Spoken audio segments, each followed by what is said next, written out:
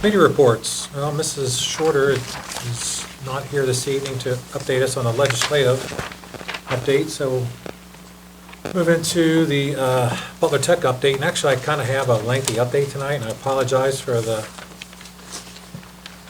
timeliness of the update and the fact that it coincides with our State of the District address. And You can have my planning commission time. can I have your planning commission time? You yield your time. So on January 28th, Butler Tech cut the ribbon on the addition of the bioscience building at the Westchester campus, making room for students that are already attending that school, but they were doing their learning in classrooms that were adapted from staff areas. Actually, the staff, the teachers were working out of the basement. They gave up their space in the office area for students. A group of Butler Tech staff and board members spent Wednesday and Thursday of this week in Columbus, meeting with our representatives and senators to discuss school funding and other pressing matters. Everything from Ed Choice vouchers to the funding cap, formula, and guarantee were extensively discussed and the impact that they have on public education in Ohio. We have reached a few of them, and we had some good conversations. We also discussed eliminating some of the unfunded mandates as a way of freeing up some money for the local school districts. And I want to thank Mr. Smith for providing me with some of that material to discuss. And that was also really well received because they're always looking for ways, if they can't help us with the funding, how they can help us other ways to free up some money. I was in the chamber and witnessed the House vote 88-7 to pass Senate Bill 89 with the amendment addressing Ed Choice. I think that what they're looking at is eliminating the, making it based on economic need, not based on performance. Because every representative and senator that I spoke with said that the report card is flawed, and to use that for basis of Ed Choice is not a good plan. So even the senators that we spoke to, even though the Senate plan is all about the report card, many senators that we spoke to understood that it was a problem and that they are going to try to work on something. One senator actually said that 20% of the parents that send their children to private school do so because they feel their student in a public school is over-tested. And they want to do away with all the testing that they have to do in public schools. And another senator said, or another representative said that the Ed Choice, the way it is currently written, only benefits the really rich or the students that are succeeding in the public schools. So it's not having the intended result that it was, or it's not having the result it was intended to have. Okay, I'll say that the January priority deadline for applications into Butler Tech for the 2020-2021 school year has passed. 369 Fairfield students applied. 267 were at the D. Russell Lee campus building, 19 at School of the Arts, 68 at the Bioscience campus, and 15 at the Natural Science Center.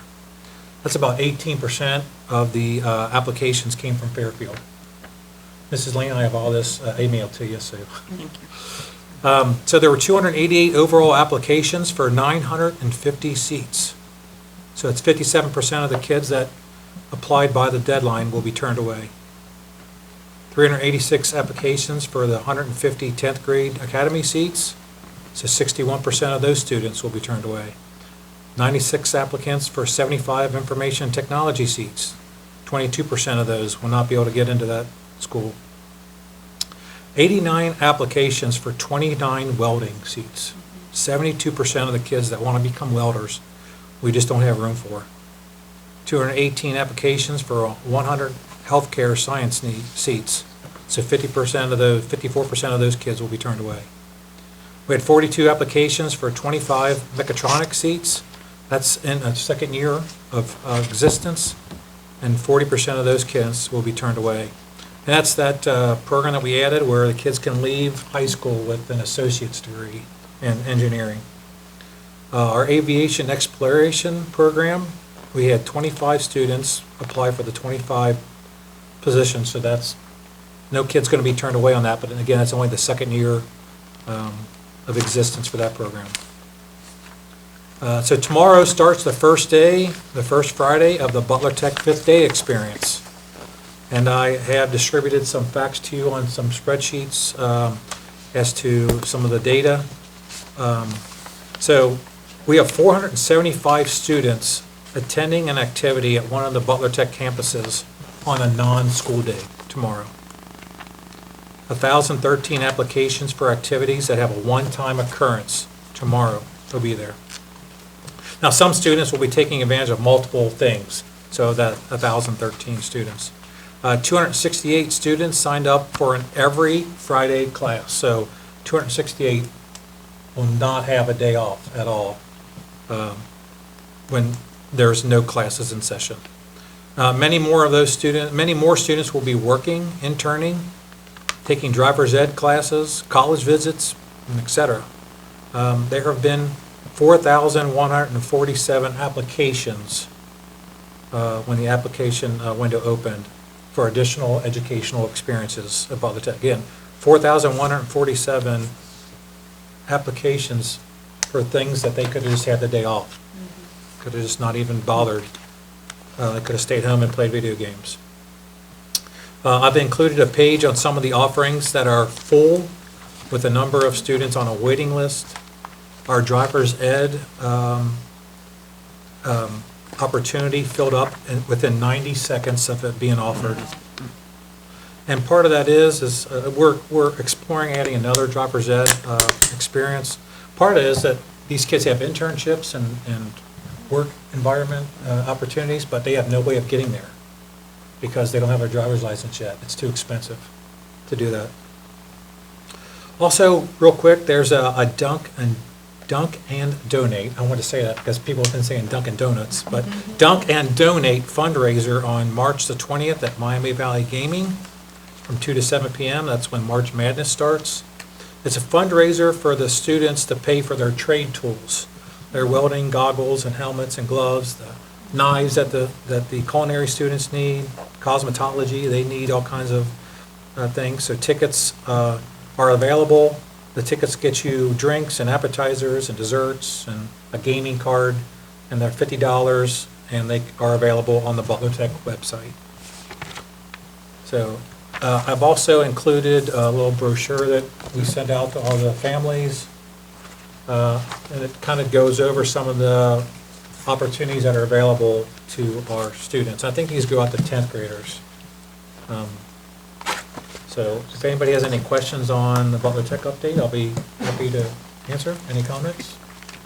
Just exciting to hear all this stuff going on. Yeah, it's, we were kind of like leery, like what are the kids going to do on their day off, Yeah. right? So, because these 15 Fridays, those hours are already covered throughout the rest of the school year because we cut down on the winter break and we eliminated spring break and we shortened the Thanksgiving break. So all those hours were gathered up so where we can have these 15 Fridays that are not really school days.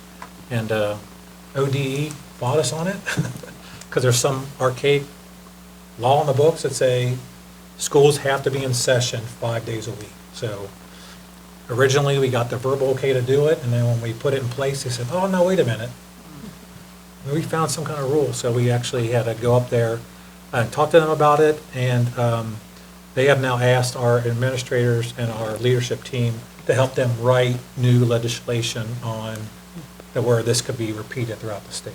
So that's pretty exciting news. So thank you for letting me have an extended update tonight. Thank you for yielding your time to me. So we'll skip by the planning commission update. We don't have anything in the parks, Mr. Smith? No. Okay.